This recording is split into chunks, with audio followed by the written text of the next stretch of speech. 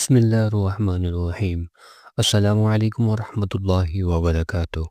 یہ پنجاب ہے، وہی پنجاب جو کبھی سبز کھیتوں، خوشبو بھری فصلوں اور محبت کرنے والے لوگوں سے پہچانا جاتا تھا، مگر آج یہ دھرتی چیخ رہی ہے، یہ زمین سوال کر رہی ہے اور یہ پانی سب کچھ بہا لے جا رہا ہے۔ یہ ماں جو اپنے بچے کو بار بار اٹھاتی ہے مگر اس کے پاس دینے کو کچھ نہیں۔ یہ بچہ جس کے کھلونے، کتابیں اور خواب سب پانی نگل گیا۔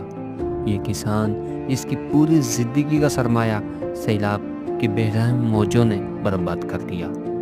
کیا ان کا جرم صرف یہ تھا کہ وہ غریب تھے؟ ہم کہتے ہیں کہ یہ آسمانی آفت ہے، مگر کیا یہ سب صرف بارش کی کہانی ہے؟ کیا ہم نے خود اپنی زمین کے ساتھ ظلم نہیں کیا؟ ہم نے درخت کاٹے، نالے بند کیے، دریاؤں کے راستے بیچے اور پھر حیران ہیں کہ پانی نے سب کچھ بہا دیا۔ کیا یہ سیلاب نہیں، یہ ہماری اپنی غفلت کا طوفان ہے؟ مگر انہی لہروں میں کچھ چراغ بھی ہیں، وہ چراغ جو اندھیرے کو روشنی میں بدلتے ہیں۔ یہ نوجوان جو اپنی جان داؤ پر لگا کر دوسروں کو بچا رہے ہیں، یہ لوگ جو اپنا کھانا دوسروں کے ساتھ بانٹتے ہیں، یہ وہ جذبہ ہے جو ہمیں ایک قوم بناتا ہے۔ مگر سوال یہ ہے کہ کیا ہم ہر سال یہی منظر دیکھیں گے؟